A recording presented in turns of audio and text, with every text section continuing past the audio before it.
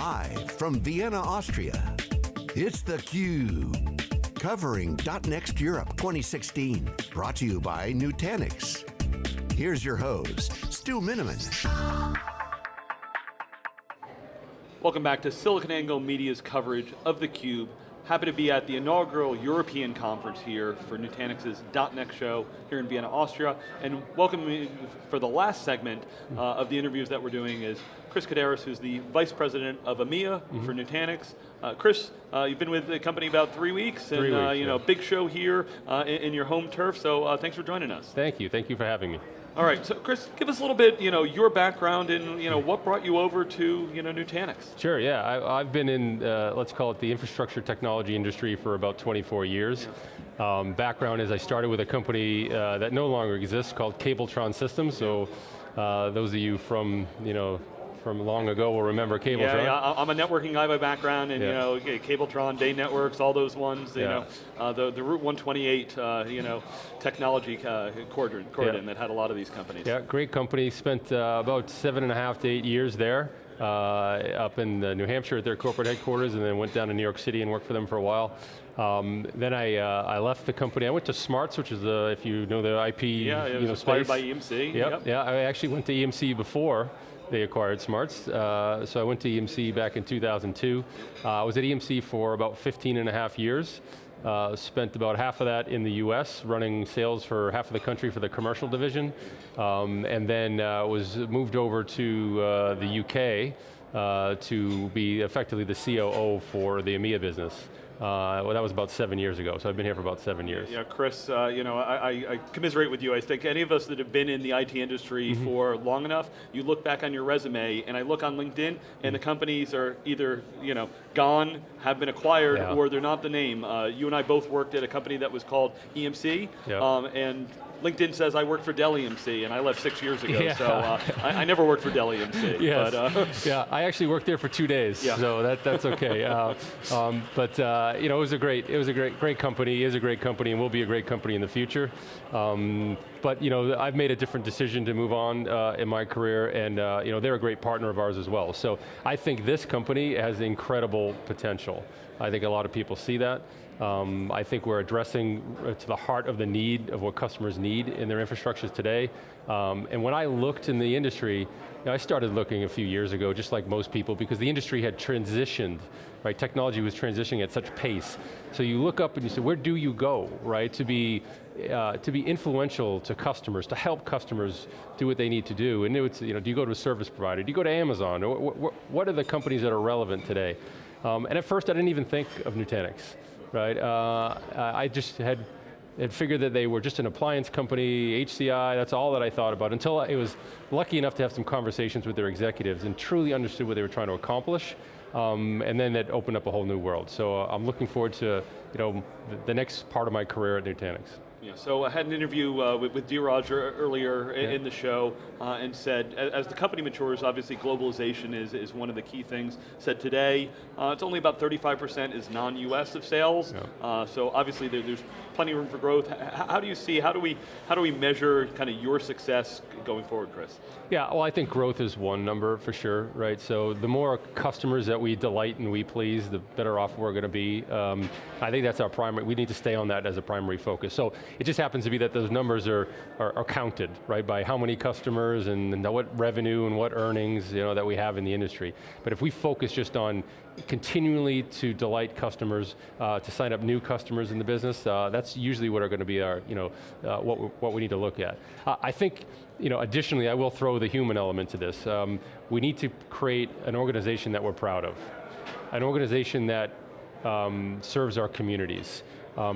What I've learned in many years, and especially the last 7 that I've been in EMEA, is that people want to work for a company that they're proud of. And they want to be able to affect change in their communities and with their customers. And if we do a good job of keeping that in line, I think we'll see success. As you look at kind of your current customer base and the potential customer base and how you go to market, maybe could you break us down a little bit, talking specifically, there's kind of small, medium sized customers, there's enterprise customers, there's service providers, you've got the channel that gets involved in various pieces, you know, how's the go-to-market work in Europe? Sure, so we're 100% channel go-to-market in Europe and worldwide as a company. The interesting thing is we don't have unlimited resources like most companies. Even at EMC, we didn't have unlimited resources, and you can't address the whole market. It's very difficult to do that and be productive. So we're going to go after the segment of the market as a go-to-market strategy that's going to provide us with the most productivity, right? Typically, that's with customers on the higher end of the pyramid. We also will have a strategy and are establishing strategies as to how do we go after the SMB space. But you know, we have to leverage that well. We have to make sure that we measure there's a high touch and there's a low touch model. And we will put those structures in place to make sure that we can serve our SMB customers with our Express products, and that we'll make sure that we have a higher touch model within the upper end of the pyramid. In regards to service providers, we see that as an emerging market for us.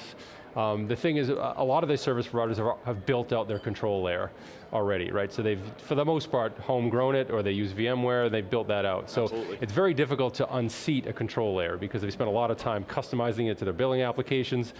So we do see a huge opportunity in those service providers that are starting up new, which there still are plenty of, and those service providers that are standing up new use cases in their business. And that we see as a significant market. So we're verticalizing in those markets that are heavy service provider oriented, and we'll provide some vertical sales teams to make sure we can bring the best possible options for our customers. Yeah, absolutely. I had the opportunity to speak with two of your EMEA service provider customers. One was a heavy VMware shop, but had great use for what you were doing. And it speaks to the vision as it was talked about in the keynotes as Nutanix is more of a platform which kind of fits into kind of the enterprise cloud messaging, because I think to your point, most people still think of HCI equals box, and needs to be much beyond a box or just storage for it to be interesting in the market today. Yeah, yeah, we're definitely seeing that, right? We're seeing that customers, and customers need to evolve as they handle the needs of their business users and clients. They have challenges, they're looking for answers, and I think some of the messaging that we've talked about in this conference in the last couple of days around that we see Nutanix as the AWS for the enterprise. And I think that kind of nails it home for a lot of customers. They understand the ease of use and the flexibility of an AWS environment, but they want some control. They want some control on cost, and they want some control in their environment. However they define control. Every customer is going to define it slightly differently depending on what market they're in.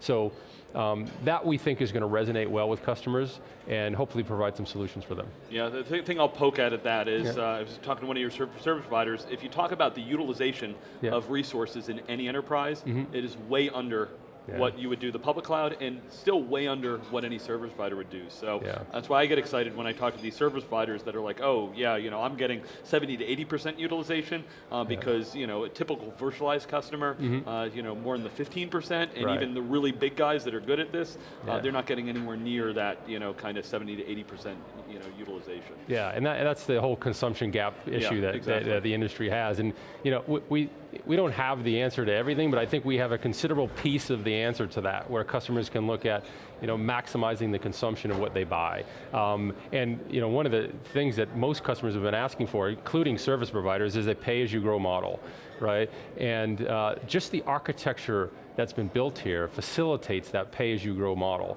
So where everybody in the industry who's building traditional architectures has to come up with some fancy commercial schemes as to how to do that, some how you buy and how you meter, the underlying architecture is built that way. So that's something that I think will help customers out. So Chris, what about hiring? And I've talked to a number of the customers here. They're really impressed with the quality of the people here. The concern, of course, is they say when you go in a region and you have 5 people, it's easy to get really high quality people. When you need to scale that to 500 people, it's tough to get the same quality. And talk to Dheeraj a little bit about some of that paradox of growth, but what do you see as kind of the growth plan from a personnel standpoint? So it's going to be significant, right? We're growing, as we speak. I've been on for 3 weeks and we've hired a lot of people, right? So just getting controls controls and monitors around that is going to be real strategic to us to make sure we get the right people culturally and the right people who have the skills that we need to serve our customers appropriately.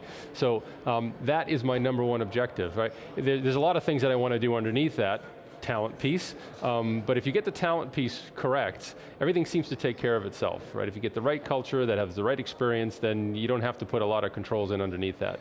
So we'll be spending a lot of time on that.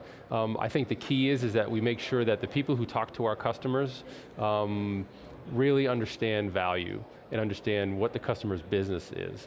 And if we can find people from the part of the industry that does that, then we'll be okay. Yeah, Chris, I'm curious, what's your take on just kind of the economic situation, especially here in EMEA. Yep. If you go in the US, they kind of think of, it's just the rest of the world. Yep. You come here to Europe, it's very understand that, the German economy, there's certain things that they want to control and understand the way they do this. Right. The UK, of course, has Brexit.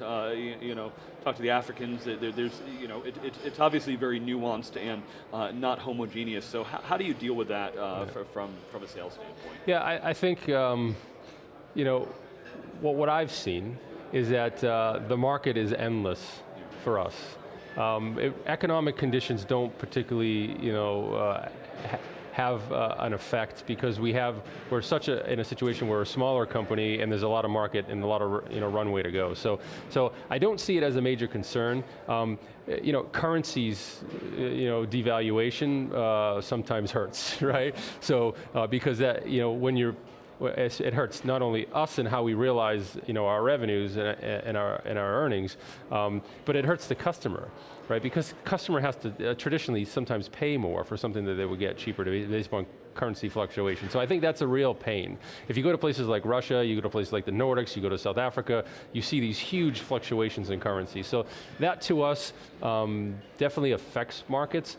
But right now, we're just at the tip of the iceberg in regards to addressing the marketplace as to how many customers could use this technology. Yeah, do you have any manufacturing facilities in theater? What's the kind of supply chain look like? Yeah, nothing. Now I've been on for 3 weeks, so nothing that I've found yet. Yeah. Right, there could be something here, but not that I've found yet. I mean, obviously for software engineering, which is predominantly what we do, right? Almost entirely. We have engineers that are in the EMEA theater. We have plenty of engineers that are here, and that has become ephemeral, as you know, with most organizations, right? You don't need to have a software engineering facility in any particular place. Is there a software development office, or is it just kind of dispersed? There are some offices, there's some offices in the UK, there's some offices, obviously in India, there's offices, large facilities there that do software development, so there's spread out depending on where we find the need, right? You'll find specific places like Berlin, like St. Petersburg, where you have specific expertise that can help with the product. All right, Chris, want to give you the final word. Sure. Been in the job for 3 weeks. You got the big European show, a lot of customers. So congratulations. Thank you. What do you hear from the users? What do you want kind of takeaway to be from the event? Sure. Yeah. The thing that I'm hearing that I think everybody should really double click on is every customer. And this isn't. I know it's hard to take this, but it's not a sales thing. It's not making a sales pitch. It's amazing. This is a religion. And in order to reach religious type of status, right, with customers and partners, something has to be going on that's really special. So to me, I feel like it's a whole new world of IT. As I mentioned, I've spent 24 years in traditional IT architectures. So, I would tell your listeners and your viewers to, double click a bit on Nutanix, understand what we're trying to provide, give us a call, and I think you'll see that it's a whole new way to do IT. Chris, really appreciate you coming to speak to our team. Look forward to, in a year from now at the European event. We'll have a lot of metrics and things to discuss, and good luck in the keynote. Thank you. All right, we'll be back with my wrap here from the Nutanix.next conference 2016. You're watching theCUBE.